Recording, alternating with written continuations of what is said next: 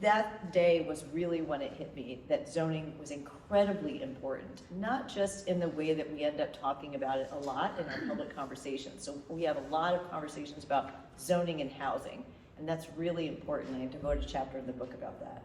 But it also has a lot to say about the urban landscape, about the amount of asphalt that we impose on people, the amount of driving that we do, our health. In Denise's neighborhood, there was not a sit-down restaurant. It was just the fast food places. And I think our happiness.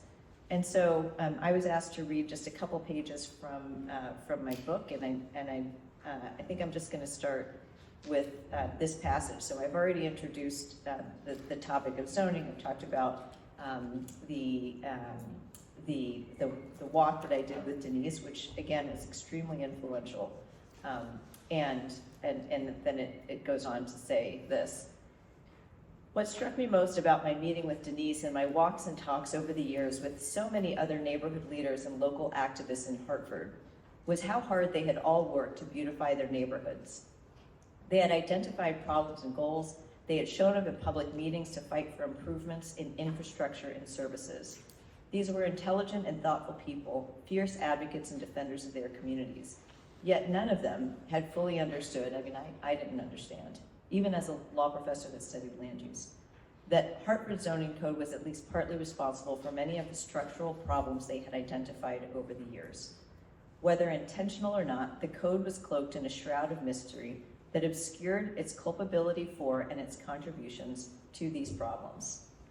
This book represents my effort to lift that shroud because you have a right to know what it's all about. The people of Hartford did too. In the 6 years that followed my meeting with Denise, I recruited a new slate of commissioners who were very cool and committed to listening and working for change.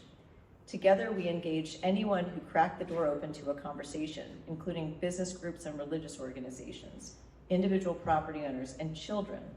We did do meetings at middle schools.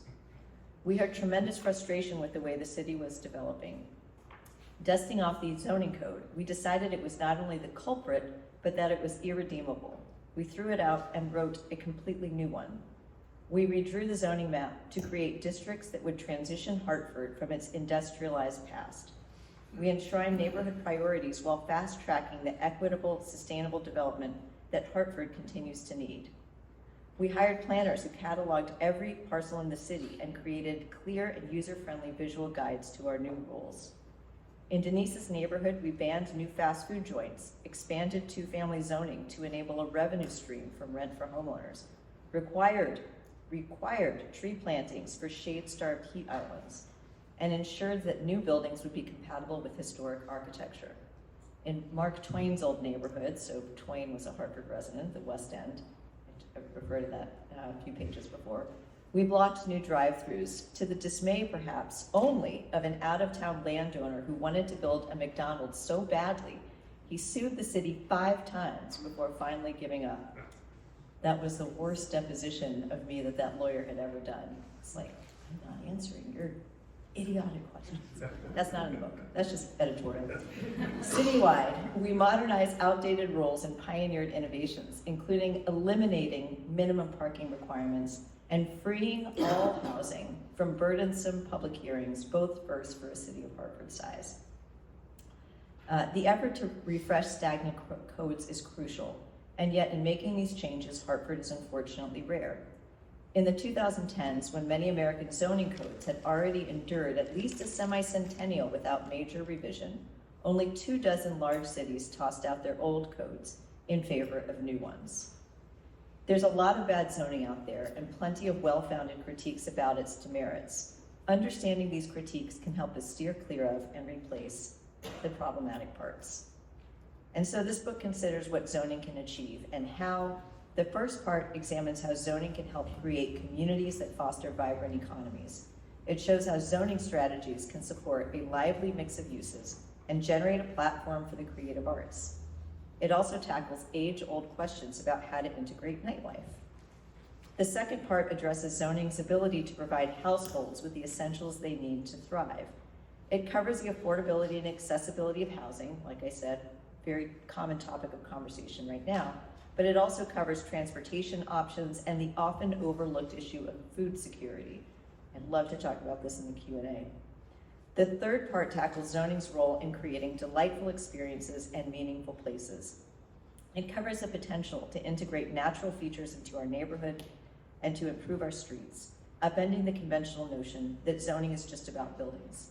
And it highlights zoning's emerging role in building design and historic preservation, and in helping to make signage a delight rather than blight.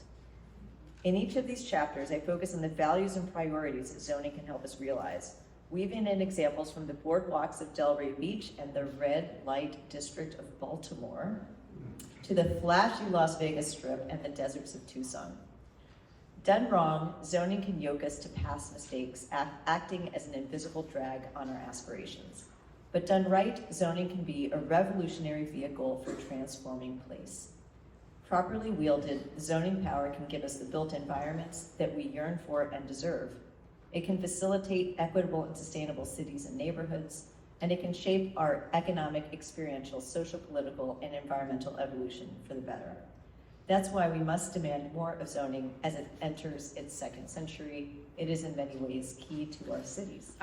Articulating the Just Communities Act, House Bill 241, Senate Bill 308, passed in 2024 by the Maryland State General Assembly.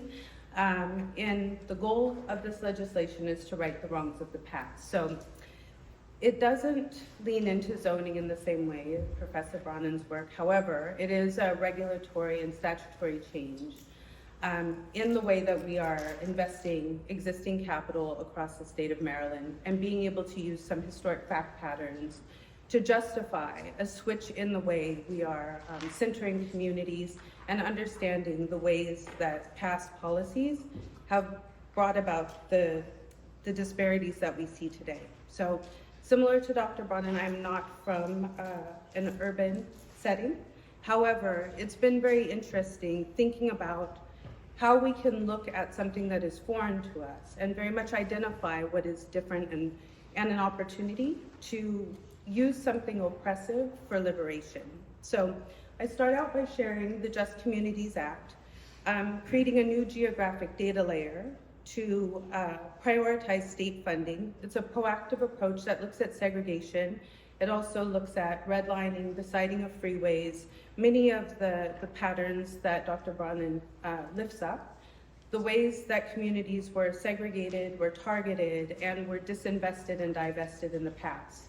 We also are looking at some of the data that shows proximity to Superfund sites, looking at the ways subsequent patterns of investment kind of doubled down on that substrata, and looking at imprisonment rates, looking at asthma, lead, some of the embodiment of disparity that also follows the communities that we know were targeted and also left behind.